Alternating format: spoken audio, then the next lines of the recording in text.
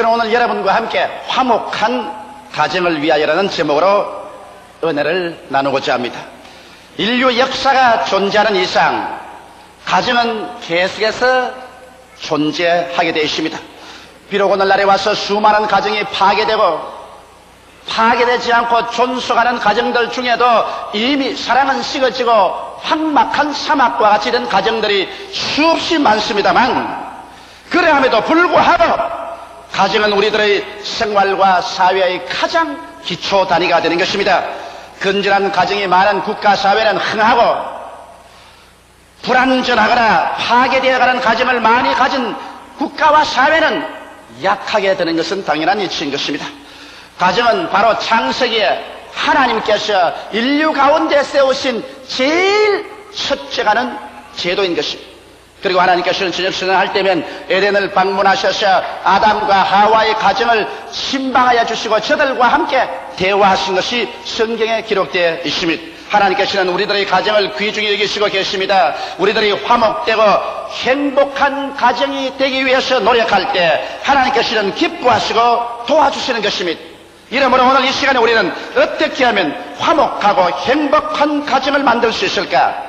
거기에 대한 몇 가지 사항을 함께 생각해 보고자 합니다. 첫째로, 인류 첫 가정의 비극이 왜 다가오게 되었는가? 그 사실을 알아보는 것은 이미 심장합니다. 여러분, 아담이 하나님께로부터 그 아내 하와를 선물로 받아서 에덴에서 첫 가정을 이루었는데 그 첫 가정이 처참하게 실패해버리고 말한 것입니다. 그는 왜냐? 무엇보다도 첫 가정의 가장되는 아담이 실패했기 때문에 그렇게 된 것입니다. 왜냐하면 아내를 잘 돌보지 못했다는 것입니다. 아담이 그 가정의 머리가 되었다면 자기 아내를 잘 돌보아줘야 될 것인데 아담은 아내에 대해서 무관심주의를 취했던 것입니다. 어떻게 그러냐고 질문한다면 그 아내가 마귀와 대화를 하고 있음에도 불구하고 거기에 들어가서 그것을 중지시키고 말리지 않았다는 것입니다. 하와가 마귀와 대화를 했습니다. 마귀는 뱀의 형상으로 와서 하와에게 말했습니다. 과연 하나님께서 동산의 모든 실과를 다 먹지 말라고 하느냐? 하와가 하는 말이 동산의 모든 실과를 다 먹되 중앙에 있는 선악을 하는 실과는 먹지도 말고 만지도 말라, 죽을까 하거라, 그렇게 말했다고 거짓말을 했습니다. 여러분, 하와가 말한 것은 정확한 하나님의 말씀의 인용도 아니고 하나님의 말씀을 잘못 인용한 거짓말인 것입니다. 그러함에도 불구하고 이와 같은 마귀와의 거짓된 대화를 하고 있는 그 아내를 아담은 그대로 내버려 두었다는 아내에 대한 무관심, 이것은 대단히 아담에 대해서는 중대한 직책상의 잘못인 것입니다. 그뿐 아니라 아내가 중대한 범죄를 할 때 말리지 않으셨습니다. 그 아내가 손을 내밀어서 그 과실을 따먹는 그 장면에서 아담이 바로 그 옆에 있으면서 아담은 하나님의 말씀을 분명히 알면서도 그는 그 아내의 하는 짓을 말리지 않았었습니다. 그러므로 여기에 볼 때 아담은 그 아내의 행동에 관해서 무관심한 대표적인 남편의 한 모습인 것입니다. 이러므로 오늘 에덴 동산의 실패는 바로 아담의 지도력 상실을 말하는 것입니다.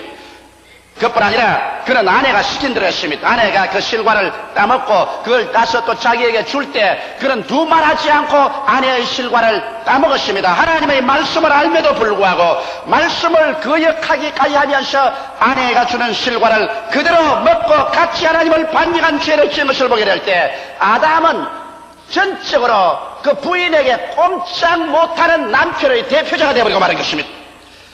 아담은 하나님 죽으심 생활을 등한히 한 것도 사실입니다. 왜냐하면 말씀의 진리 위에 굳게 서지 않았었습니다. 하나님께서는 아담에게 분명히 말씀하기를 동산의 모든 실과는 다 먹되 선악을 하는 실과는 먹지 마라. 먹는 날에는 너희가 반드시 죽으리라 했는데 이 말씀을 그 아내에게 철저히 교육을 시키지 못한 잘못한 죄가 아담에게 있는 것입니다. 그뿐 아니라 또한 에덴 동산에서 그들이 쫓겨나왔었을 때 하나님께서는 장차 그 아들 예수를 보내시사 십자가의 고난을 통하여 인류를 구출하실 것을 설명하시고 그에 대한 상징으로 가정에서 어린 양을 잡아 피를 흘려 제사를 드리라고 말씀했는데 이것을 철저히 자기 자녀들에게 교육을 했더라면 가인이 나가서 인본주의적인 제단을 짓고 어린 양을 잡아 피를 흘려 제사를 드리지 아니하고 자기가 손으로 수고한 곡식을 가지고 제사를 드리는 인본주의적인 제단을 만들도록 하지는 않았을 것입니다.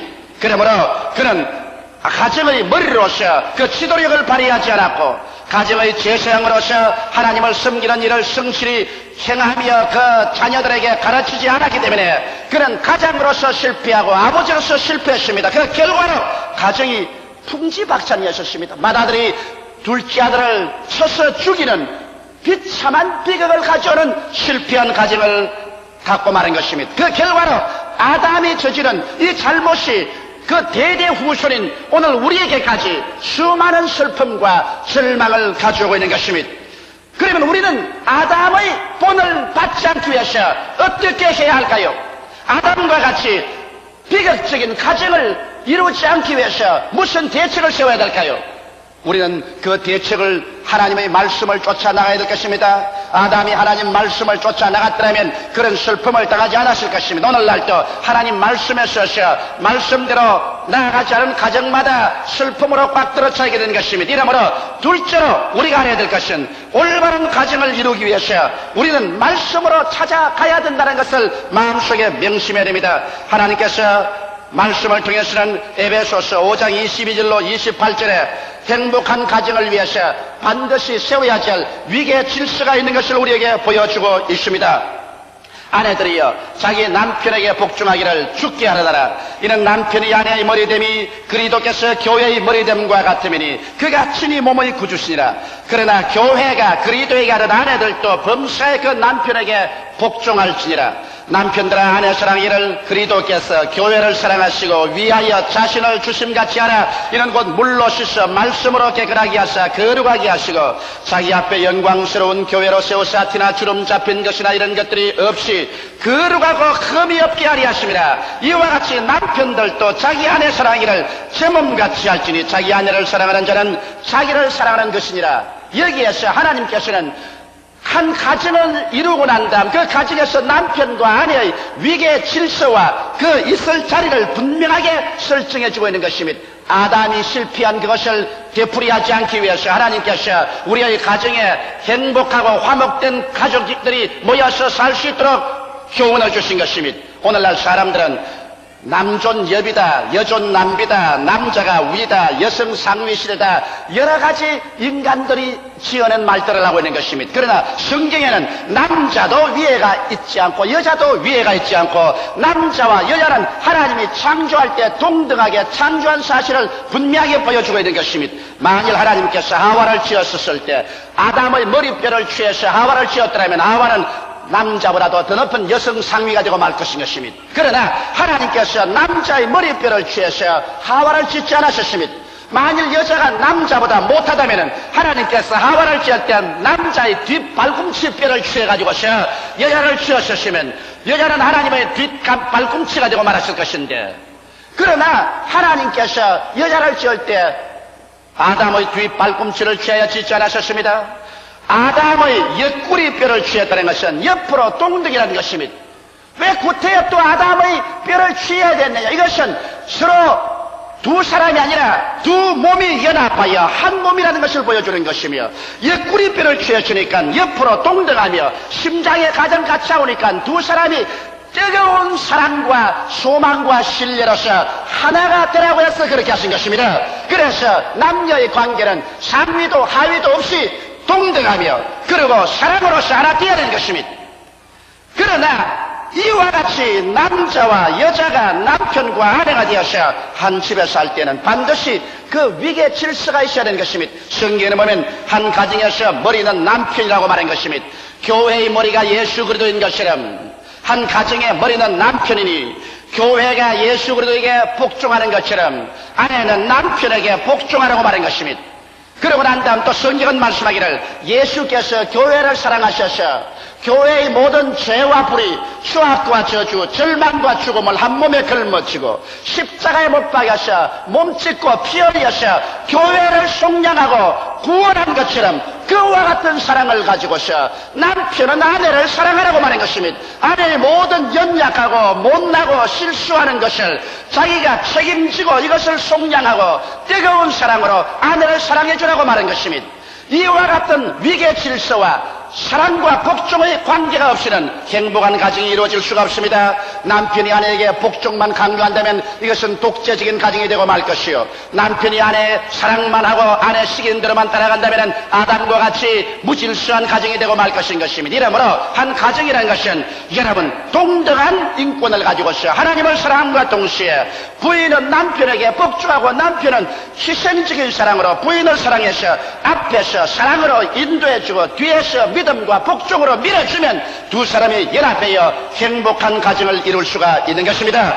복종과 사랑 그 어느 것이 결하여도 절름발이 가정이 되어버리고 마는 것입니다.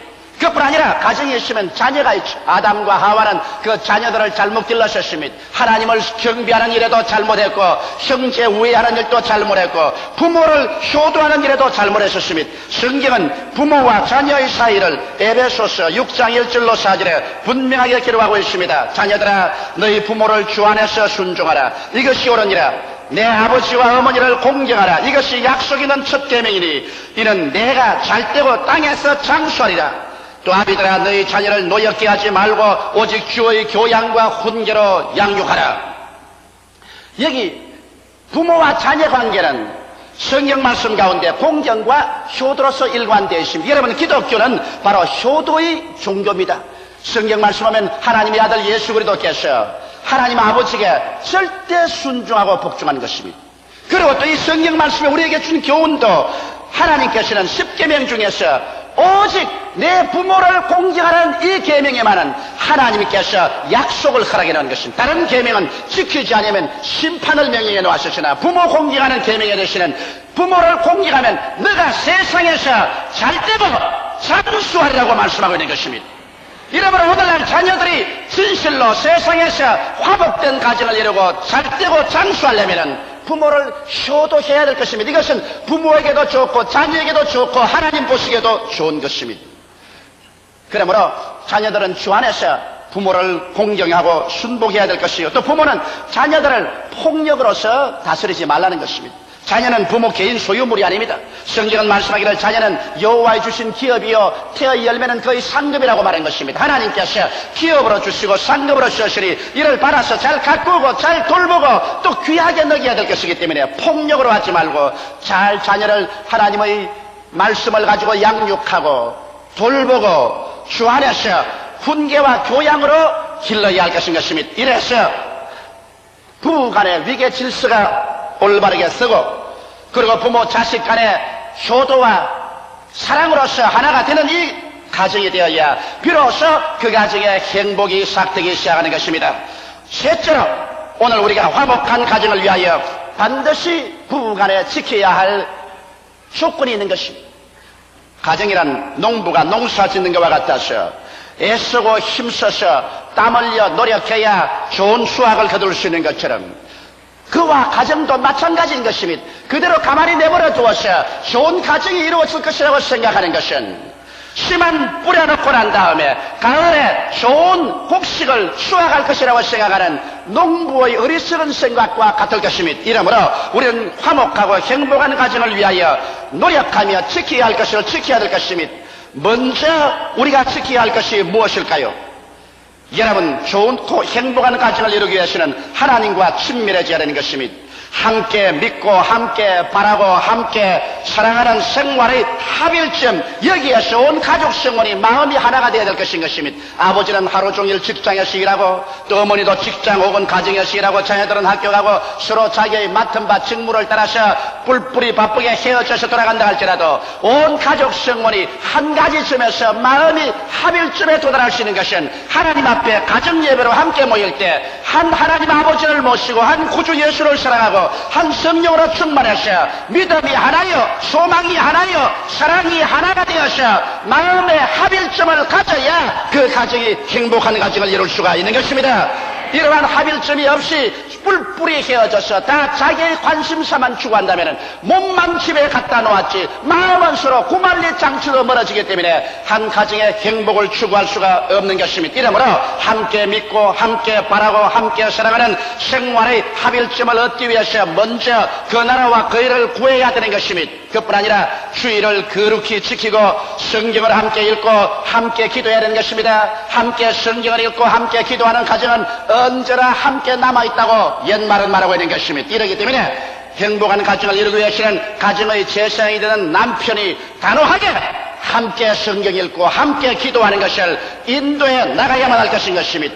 이 먼저 할 일을 먼저 하지 아니하면 나중 할 일은 다가오지 않습니다. 그 나라와 그 일을 먼저 구하라. 그리하면 이 모든 것을 너에게 도와주라고 말씀하신 것입니다. 이러기 때문에 우리의 마음속에 하나님이 주신 영원을 사모하는 마음, 하나님을 그리워하는 그 마음의 갈급함, 이것을 먼저 채워 놓아야 우리는 참으로 이 세상에 승리로운 삶을 살 수 있는 것입니다. 둘째 할 일이 있습니다. 그것은 가족 상호 간에 친밀해야 되는 것입니다. 여러분, 가족이 한 지붕 밑에 살고 한 솥대 밥을 먹으면서도 서로 친밀하지 못한 사람이 많습니다. 서로 친밀하기 위해서는 서로 관심을 가져주고 서로를 즐길 줄 알아야 되는 것입니다. 오늘날 가정은 서로 이용만 합니다. 아내는 남편을 이용하고 돈 버는 기계로서 이용하고, 또 남편은 아내를 가정사를 돌봐주는 일꾼으로서 이용만 하고, 자녀는 부모를 이용하고 부모는 자녀를 이용만 한다면 그러한 가정은 아주 냉랭하게 짝이 없는 가정이 되어버리고 말 것입니다. 오늘 어린아이들이 자기 아버지를 어떻게 보느냐고 조사해보니까 아버지는 술 마시는 사람, 회사 가는 사람, 신문 보는 사람으로 규정되는 것입니다. 거기에서 우리를 사랑하고 우리와 대화를 나누는 사람으로 하나도 나와 있지 않습니다. 도대체 어떻게 됐기에 오늘날 아버지가 신문 보는 사람, 술 마시는 사람, 회사 가는 사람으로 전락하고 말한 것입니까? 이것은 오늘날 아버지의 실패입니다. 이렇게 했기 때문에 수많은 자녀들이 잘못된 길로, 삐뚤은 길로 걸어가게 되는 것입니다. 이러므로 서로 관심을 가지고 서로를 즐길 줄 알아야 되는 것입니다. 남편은 아내를, 아내는 남편의 깊은 관심을 가지고, 그러고 난 다음 서로를 기뻐하십시오. 나는 마지못해서 당신하고 산다는 이러한 것은 절망인 것입니다. 서로를 즐거워하고 서로를 기뻐하는 이런 삶을 살도록 노력해야 되는 것입니다. 또 함께 즐길 수 있는 시간을 많이 마련해야 되는 것입니다. 서로 바쁘다고 해서 자기끼리만 정신을 팔면 안 됩니다. 여유 있는 시간이 있으면 남편은 자기 친구들까지만 나가버리고, 부인도 자기 친구들까지만 나가버리고, 자식들은 자식들대로 방황하고, 이래서 한 가정이 삭막해지면 안 되는 것입니다. 힘을 쓰고 노력해서 어떻게 하든지 함께 즐길 수 있는 시간을 많이 가져야 됩니다. 밥상도 따로따로 먹지 말고 기다리더라도 함께 먹는 것이 좋습니다. 아버지와 엄마와 자녀들이 한 밥상에 둘러앉아서 함께 식사하면서 서로 대화를 하는 시간을 가지는 것이 좋습니다. 크리스찬 홈에서는 말할 필요 없이 여러분 함께 모여서 예배 보는 시간을 가져야 되는 것입니다. 이래서 함께 즐길 수 있는 시간을 많이 가지죠. 또 함께 나가서 외식도 즐길 수 있는 시간도 가지고, 함께 또 들과 산으로 같이 나갈 수 있는 그런 여유 있는 시간도 힘을 들여서 만들어야 되는 것입니다. 사람은 서로 많이 만나고 서로 많이 대화를 할 때 친밀해지는 것입니다. 그리고 나아가서 이해하고 동정해야 됩니다. 무정하면 독버섯 같이 되는 것입니다. 이러기 때문에 서로 이해하고 서로 어려운 일이 있을 때 깊이 마음에 동정심을 가야 됩니다. 남편에 대해서 아내가 깊이 동정심을 가지고, 아내는 남편에게 대해서, 또 남편은 아내에 대해서 깊은 동정심을 가지고, 부모는 자녀에게, 자녀는 부모에게 서로 동정심을 가지고 짐을 나누어 져야 되는 것입니다. 너는 너고 나는 나다. 너는 죽든지 말든지 내가 상관할 것이 뭐냐, 내만 행복하면 된다는 이기주의적인 이러한 게으른 독버섯까지 되어서 가정을 파괴해버리고 마는 것입니다. 무엇보다도 우리는 성내지 말아야 되는 것입니다. 여러분, 이 세상에 사람이 살다면 성이 안 날 수가 없지요. 그러나 성이 날 때는 사람이 이성을 잃어버리고 말기 때문에 원치 않은 말을 해버립니다. 그 결과로 좋은 관계가 파괴됩니다. 자기 자신도 아주 비열하게 보입니다. 성내고 난 다음에 나중에 기분 좋은 사람은 한 사람도 없습니다. 이렇기 때문에 우리가 성내지 말아야 돼. 저는 원래 성을 잘 내는 사람입니다.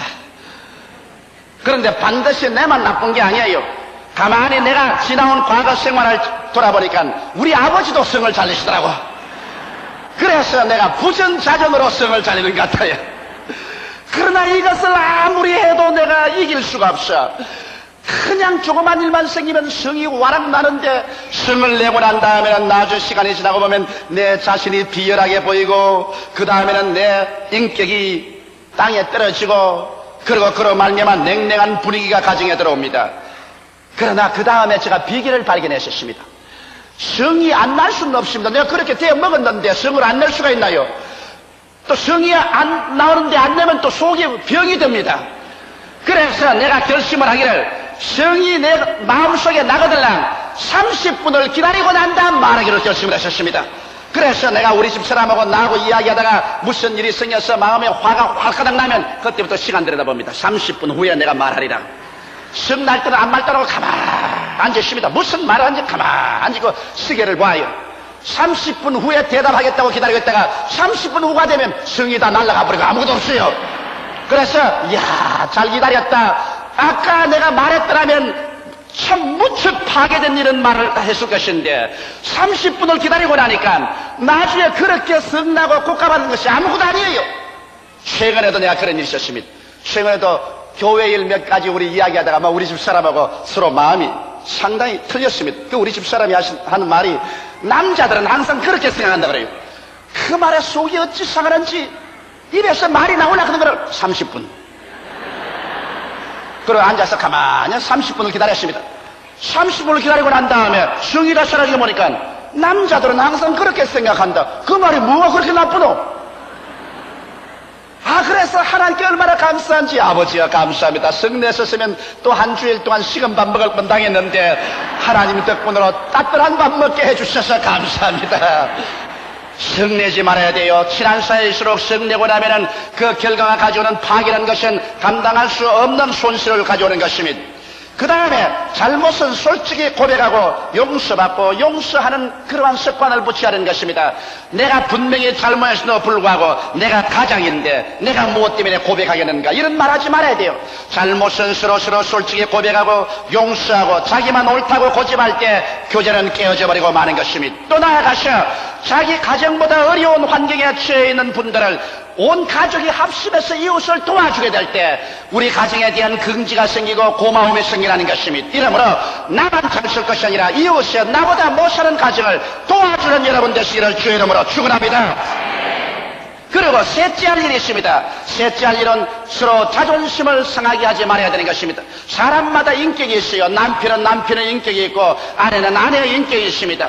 옛말에 지렁이도 밟으면 꿈틀거린다는 말이 있는 것입니다. 이러므로 서로 인격에 손상을 갖다 주게 되면 그 가정이 아무리 좋은 집을 짓고 좋은 옷을 입고 호의호식하고 아무리 물질적으로 풍요하더라도 내적으로 처참하게 파괴되어버리고 마는 것입니다. 사람들은 모두 다 자기의 자존심을 가지고 있습니다. 자존심에 심한 파괴를 가져오면 어떠한 환경에도 사람은 파탄내려고 마는 것입니다. 이러기 때문에 부부간에 서로 인격을 존중하십시오. 자존심에 상처를 입히는 행동이나 말을 하지 말아야 되는 것입니다. 그러기 위해서는 서로 과거의 잘못을 들추어내지 말아야 됩니다. 남편이나 아내가 과거에 사람인 이상 잘못한 것이 많습니다. 그 과거를 들추어내가지고서 아따 당신은 언제 그렇게 했지, 너는 뭘 잘했노, 과거를 들추어내면 인격에 무슨 모욕이 오는 것입니다. 그러므로 과거는 지나갔으면 예수의 보혈에 덮어버리고 좋은 과거만 들추어서 말하고 나쁜 과거는 말하지 않는 여러분 되시기를 주의 이름으로 축원합니다.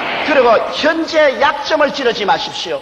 이 세상 사는 사람 치고 약점이 없는 사람이 없습니다. 남편도 약점이 있고 아내도 약점이 있는 것입니다. 그런데 딱 서로 쳐다보고 있다가 언제나 싸움이 벌어지면 자기의 유리한 고치를 점리하기 위해서 남의 약점을 들추어내가지고서 약점을 찌릅니다. 여러분 상처 입은 손에 주먹을 때려가지고서 아프다고 하는 사람 누가 있겠습니까?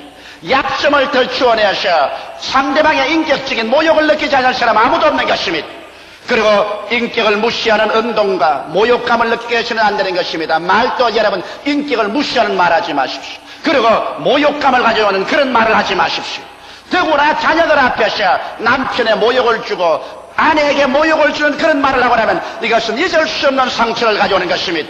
이렇기 때문에 인간은 모두 다 자기 가치와 자기 존재적인 삶의 의미를 찾습니다. 내가 살 의미가 있다, 내가 살아갈 가치가 있다고 생각할 때 용기와 힘이 생깁니다. 그렇기 때문에 남편은 아내가 아내로서의 가정에 참으로 가치 있고 존귀로운 것을 늘 말해 주십시오. 아내는 남편이 얼마나 귀하고 존귀하다는 것을 알려주십시오. 서로서로 삶의 가치가 있고 삶의 의미가 있다고 생각할 때 삶에는 새로운 용기와 희망이 생기고 소망이 넘쳐나게 되는 것입니다.